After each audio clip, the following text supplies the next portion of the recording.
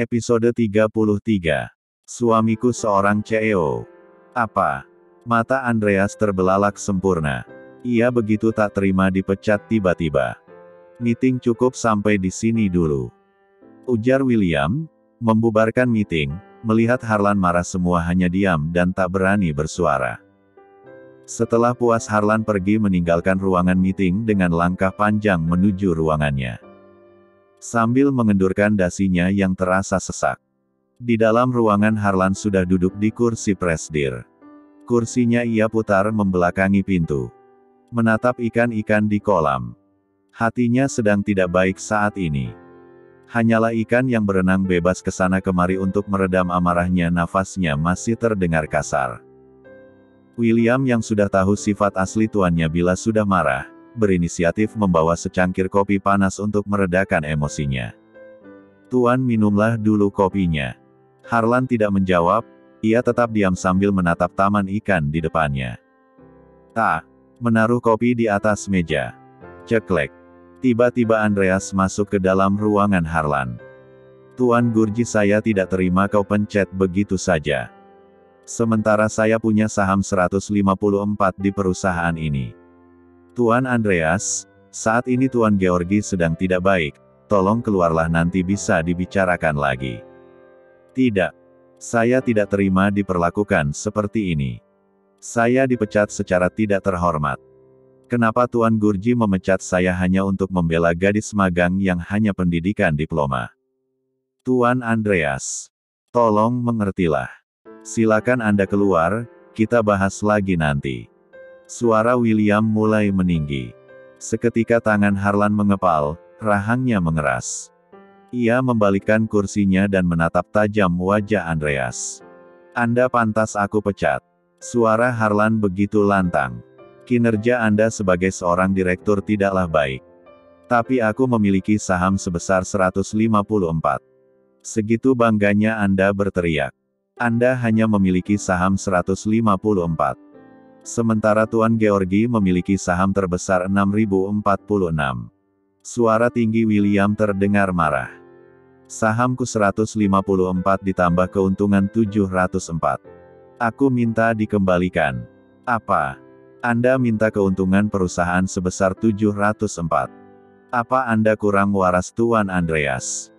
hardik William dengan mata membulat. Sudut bibir Harlan melengkung. "Sudah berapa lama kau bergabung di perusahaan Vandeles? Sedang perusahaan ini baru saja berjalan 7 bulan, keuntungan apa yang kau pinta 704? Selama 7 bulan perusahaan ini berkembang dengan pesat. Jadi aku tahu keuntungan perusahaan ini. Will, kau panggil direktur keuangan untuk memberikan keterangan keuntungan selama 7 bulan berjalan. Kembalikan saham Tuan Andreas beserta keuntungannya. Aku masih ada urusan." Harlan beranjak dari duduknya dan berjalan ke arah pintu. "Tuan, Anda mau kemana?" William bertanya penuh hati-hati. "Kau urus saja dia." Berjalan pergi meninggalkan ruangan itu tanpa menoleh lagi. Harlan masuk ke dalam mobil, ia pergi ke suatu tempat untuk bisa membuat tenang pikirannya. Menjelang sore, Lupita sudah merapikan tikar dan karpet untuk tahlilan 7 harian pamannya. Ia sibuk berbenah dan membuat kue.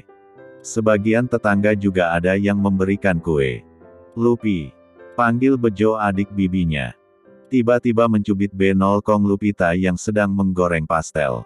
"Heh, Bang. Jangan kurang ajar ya," bentak Lupita tak terima. "Hei, kenapa kau harus marah? Jangan sok jual mahal." "Lupi, kenapa kau marah-marah sama adikku?" Tiba-tiba Surti sudah berdiri di pintu dapur. "Abang Bejo sudah kurang ajar. Dia mencubit benolkongku. Jelas aku tak terima. Alah, pakai drama lu. Gue kan gak sengaja, cuma kesenggol aja, lu marah. Pakai gak ngaku lagi," celetuk Lupita sambil mengangkat pastel dari penggorengan. Sudah. Tidak usah ribut terus. Kau Lupi selalu saja cari masalah dalam hidupmu. Cepat kerjakan gorengannya, habis maghrib tamu pada datang. Dari tadi aku juga tidak diam. Coba lihat Lolita, dari tadi seharian cuma main HP terus tanpa mau membantu. Kamu tuh nggak usah iri sama Loli. Nggak usah sibuk ngurusin anak gue. Sindir Surti dan pergi begitu saja. Bikinin gue kopi. Ujar Bejo yang mau pergi dari dapur. Bikin saja sendiri, situ kan punya tangan. Malah nyolot lagi loh. Bejo langsung pergi dari dapur. Cih. Bibi bawa adiknya ke sini malah bikin repot. Udah penampilan kayak preman, pendek item lagi, nggak ada bagus-bagusnya. Gerutu Lupita dalam hati. Usai menunaikan sholat maghrib, Lupita keluar kamar menerima tamu yang datang ke rumahnya. Tetangga sudah banyak yang berdatang untuk tahlilan pamannya. Sementara Harlan yang berada di dalam kamar sudah tak sabar ingin bertemu Lupita. Perasaannya tidak bisa digambarkan saat ini. Ia tersenyum di depan cermin sambil menyisir rambutnya yang basah. Kaos oblong hitam, celana jeans sudah melekat di tubuhnya. Jaket kulit hitam ia sematkan di tubuh kekarnya. Harlan menuruni anak tangga menuju lantai bawah. Harlan, malam-malam begini kau mau kemana, sapa Mak Isah. Aku ada urusan sebentar di luar dengan teman-temanku, Mak. Teman yang mana? Kau jarang bergaul dan tidak banyak memiliki teman Lan. Teman bisnis Mak, apalagi selain itu. Mak Isah mendesah pelan, ya sudah makan dulu yuk, Mak sudah siapkan. Nanti saja Mak. Aku sedang tidak ingin makan malam, sekarang aku berangkat dulu ya Mak. Mencium tangan Mak Isah, dan langsung pergi berjalan ke teras menaiki motor mogenya. 1 jam perjalanan Harlan sampai di depan gang menuju rumah Lupita. Ia masuk ke dalam gang dan melihat banyak orang tahlilan di rumah Lupita. Siapa yang meninggal? Hati Harlan berdebar-debar, ia takut terjadi apa-apa dengan Lupita. Apakah Lupita sudah tiada? Apakah setelah ia dipecat dari pekerjaannya Lupita berbuat nekat? Begitu banyak pertanyaan dalam benaknya. Untuk menepis kegelisahannya ia bertanya pada seorang ibu yang sedang menyapu di teras rumahnya. Bu, maaf mau tanya, di rumah Lupita ada yang tahlilan. Siapa yang sudah meninggal ya Bu? Oh, itu lagi 7 harian pamannya Lupita yang sudah meninggal. Oh, pamannya Lupita meninggal. Ya sudah Bu, kalau begitu, terima kasih ya. Iya Mas, sama-sama. Harlan bernafas lega dan menunggu di pinggir jalan sampai tahlilannya selesai. Jam sudah menunjukkan pukul 20.30 menit, orang-orang sudah keluar dari rumah Lupita. Harlan memajukan motornya tepat di depan halaman rumah Lupita. Assalamualaikum. Lupita yang sedang membawa piring bekas kue ke dapur. Tidak tahu kalau Harlan datang ke rumahnya. Waalaikumsalam. Ada abang ganteng, tumben main ke sini, sambut Lolita yang sedang duduk di teras. Saya ingin bertemu dengan Lupita. Ngapain cari Lupita? Mending yang ada aja Bang, yuk masuk. Imbuh Lolita cari perhatian. Wah Bang, motornya keren banget, baru beli ya. Boleh dong ajak jalan-jalan Loli pakai motor keren ini. Harlan diam tidak menyahut. Wow gile, tuh moge siapa? Ini moge mahal bener, keluaran terbaru. Ujar Bejo yang ikut berdiri di depan teras sambil geleng-geleng kepala. Ini moge siap, keren kan Om? Udah gitu yang bawa juga ganteng lagi. Hehehehe. Loli. Suruh masuk dong pacarnya. Perintah Bejo yang masih sibuk pegang-pegang moge Harlan. Maaf Anda salah, saya mencari Lupita, bukan pacarnya dia. Ucap Harlan mengelak. Sini Bang, masuk dulu, banyak kue nih. Ajak Lolita. Sepertinya kayak ada tamu. Imbuh Lupita yang baru selesai cuci piring. Lupita berjalan keluar ingin membereskan tikar. Saat sudah di teras ia tertegun melihat Harlan sudah berada di teras sambil duduk ditemani Lolita. Mas Harlan. Lupita. Harlan yang sedang duduk di atas tikar, berjalan mendekati Lupita dan berjabat tangan. Sejak kapan Mas sudah berada di sini, kok aku nggak tahu? Baru saja, ada sesuatu yang ingin aku bicarakan. Silakan duduk dulu ya Mas, aku buatkan kopi, dulu. Tidak usah repot-repot Lupi. Tidak apa-apa kok Mas, masa tamu datang tidak diberi minum, ya sudah aku ke belakang. Dulu ya Mas. Tak berapa lama Lupita datang membawa secangkir kopi panas dan menaruhnya di depan Harlan. Terima kasih Lupi. Ayo dimakan kuenya Mas. Bang. Itu motor Harley Davidson berapa duit tanya Bejo tiba-tiba. Lumayan harganya. Iya lumayannya berapa? 2. Harlan menunjuk 2 jarinya. Iya 2 berapa? 20 juta. Bukan. 200 juta. Ucap Bejo lagi penasaran. 2 miliaran. Apa? Bejo terkejut, lu punya duit sebanyak itu dari mana? Apa boleh korupsi? Jaga mulutmu bang, moge itu milik bosku. Tadi aku pinjam sebentar, pulang dari sini aku kembalikan lagi. Dah kirain punya sendiri. Gaya doang tampang ganteng, tapi belaga sok kaya. Sindir Bejo belak-belakan. Bang gak boleh bicara begitu sama tamu. Lupita memperingatih. Lupi tidak apa-apa biarkan saja, kalau gitu kita bicara di luar saja ya, sepertinya di sini tidak nyaman. Lupita mengangguk, ya sudah ayo mas. Mereka berdua berjalan ke arah motor yang terparkir. Lupi, malam-malam mau pergi kemana? Tanya Bejo. Tapi Lupita tak menggubris pertanyaan Bejo, ia naik motor bersama Harlan. Episode 34. Lupi lu tuh cewek, jangan asal pergi aja dengan orang lain. Udah bang diem, aku juga sudah dewasa dan bisa jaga diri. Jangan berpikir yang macam-macam. Dikasih tahu malah nyolot lu. Menarik kasar tangan Lupita. Au, apaan sih bang narik tangan sampai sakit begini?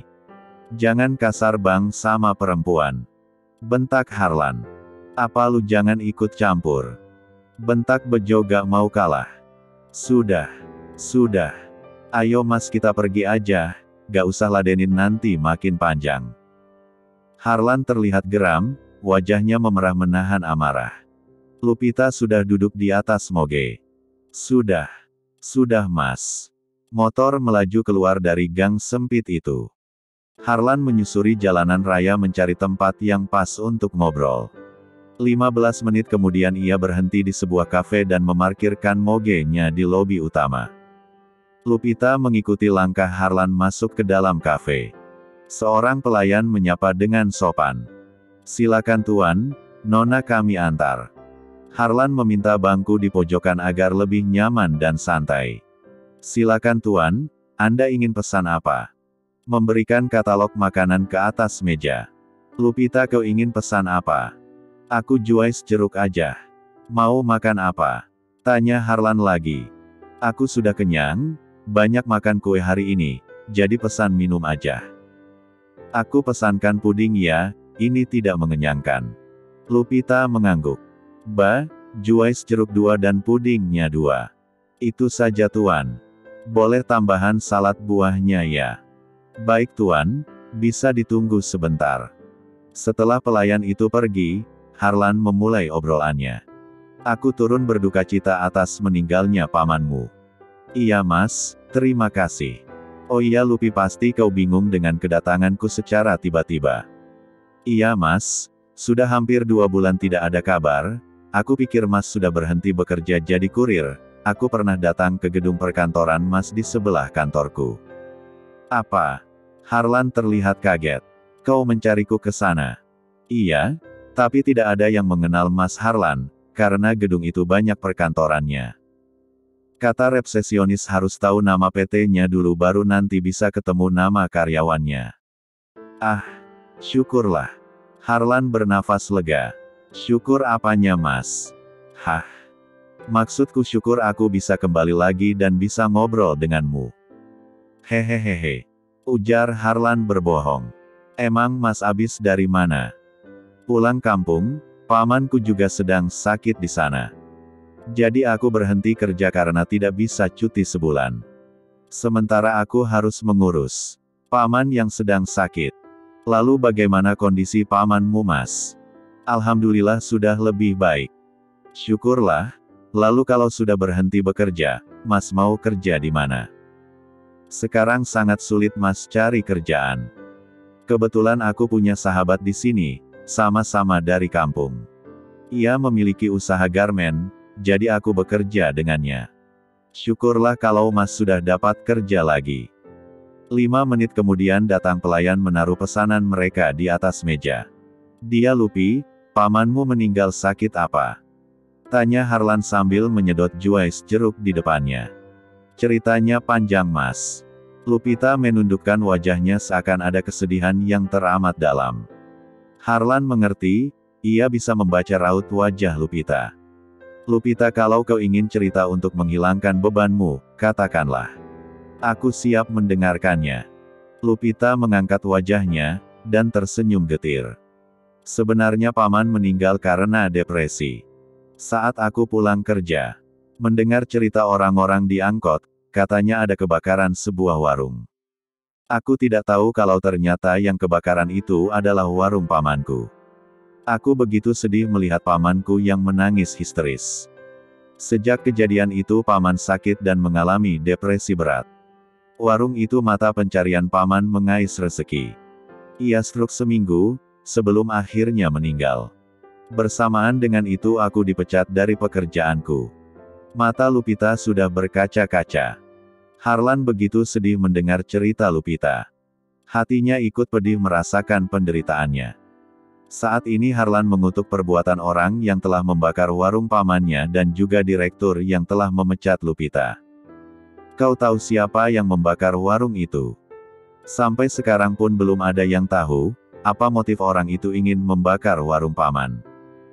Tapi sebelum paman meninggal ia mengatakan padaku, pembakaran warung itu adalah anak buah Juragan Karyo. Tapi sampai sekarang belum ada bukti untuk menjerat mereka. Ucap Lupita sedih. Kurang ajar sekali Juragan Karyo. Itu menindas kaum yang lemah, hanya karena kesalahan satu orang. Tapilah membuat kerusakan satu keluarga. Kau tenang saja, aku akan membantumu. Tidak Mas. Jangan mengambil resiko. Aku tidak ingin menambah beban orang lain, biarkan mereka akan mendapatkan karma atas perbuatan mereka. Lupi, makanlah pudingnya dulu. Jangan dianggurin begitu. Harlan menyela ucapan Lupita. Iya Mas. Aku menyesalkan orang-orang yang telah memfitnahmu di kantor, sampai kau mendapat pemecatan, bahkan uang bonusmu hilang. Lupita menghentikan makan pudingnya. Ia menatap Harlan bingung, dari mana Mas tahu kalau aku kehilangan uang? Sedangkan aku belum cerita. Tanya Lupita sedikit curiga. Harlan sempat terdiam dan mulai berpikir, apakah kau lupa, kalau teman satu kosanku bekerja di kantor yang sama denganmu? Aku tahu dari temanku. Lupita mendesah pelan, jadi berita tentang kehilangan uang itu sudah tersebar kemana-mana. Aku jadi malu, apalagi dipecat karena tuduhan mencuri desain Pak Yono. Lupi, semua akan mendapatkan balasannya. Siapa yang menabur dia sendiri yang akan menuai hasilnya. Kau tidak perlu khawatir, semua akan baik-baik saja. Ujar Harlan tersenyum. Lupita mengangguk pelan. Oh iya, sebelumnya aku minta maaf atas kesalahpahamanku waktu itu. Aku tidak berniat untuk merendahkanmu dengan memberikan uang 10 juta. Aku hanya berniat membantumu. Jujur aku merasa bersalah. Tidak masalah. Tidak perlu minta maaf Mas. Kau tidak bersalah, aku yang terlalu egois dan aku baru menyadari kalau perbuatanku itu sangat menyinggungmu. Justru aku ingin minta maaf dan mencarimu di kantor. Karena tiba-tiba kau tidak pernah ada kabar. Sungguh aku merasa bersalah Mas. Tidak Lupi, kau tidak bersalah sama sekali. Kau berhak marah padaku. Sekarang masalah itu tidak usah kita ingat lagi ya. Memberikan tisu pada Lupita. Iya Mas. Lupita tersenyum canggung. Untuk membantu keluarga pamanmu yang sudah tiada, aku hanya bisa memberikan ini sebagai bentuk bela sungkawa. Menyerahkan amplop putih tebal pada Lupita. Lupita hanya terdiam. Ambillah, kau tidak usah sungkan. Aku hanya sekedar membantu. Menerima amplop itu, terima kasih Mas atas kebaikanmu. Oh iya Lupi, apa kau masih ingin bekerja di kantor Vandeles? Tentu saja Mas, karena aku merasa nyaman bekerja di sana, desain interior adalah bidangku. Tapi, rasanya mustahil bila aku akan kembali bekerja di sana. Harlan tersenyum, semoga saja kau dipanggil kembali bekerja di sana. Entahlah Mas, tapi aku tidak yakin. Kau harus yakin. Lupita menarik nafas dalam-dalam, semoga saja Mas. Harlan menoleh arloji di tangannya. Lupi, sebaiknya kita pulang, ini sudah malam. Iya Mas. Menyedot minuman terakhir. Kau masih haus. Bisa kita pesan lagi? Tidak usah Mas, cuma tadi mubazir kalau tidak dihabiskan. Mereka berdua berjalan meninggalkan tempat itu setelah Harlan membayar tagihannya. 15 menit kemudian, mereka sampai di depan rumah Lupita. Setelah Lupita turun, Harlan berkata, "Lupi, aku sangat khawatir dengan keadaanmu sekarang, sepertinya pria itu ada maksud yang tidak baik denganmu." "Maksudmu Bang Bejo?" "Iya Lupi, ia terlihat tidak baik, kau harus berhati-hati dengannya." "Aku sudah tahu sifat mereka Mas. Orang seperti Bisurti, Lolita dan Bang Bejo. Ini rumahmu sendiri bukan?" "Iya Mas, ini rumah almarhum kedua orang tuaku. Kau berhak mengusir mereka semua, mereka tak pantas tinggal denganmu karena mereka sudah tidak ada hubungan apapun, kecuali dengan Lolita anak dari pamanmu. Sebenarnya aku kasihan pada Bibi karena tidak memiliki rumah dan pekerjaan. Tapi melihat Bibi dan Loli ditambah lagi Bang Bejo yang sering menyakitiku, aku jadi mulai berpikir untuk mengusir mereka dari rumahku. Lakukan sesuai kata hatimu." "Ya sudah kalau begitu aku pulang dulu ya, jaga dirimu baik-baik." "Iya Kak. Terima kasih."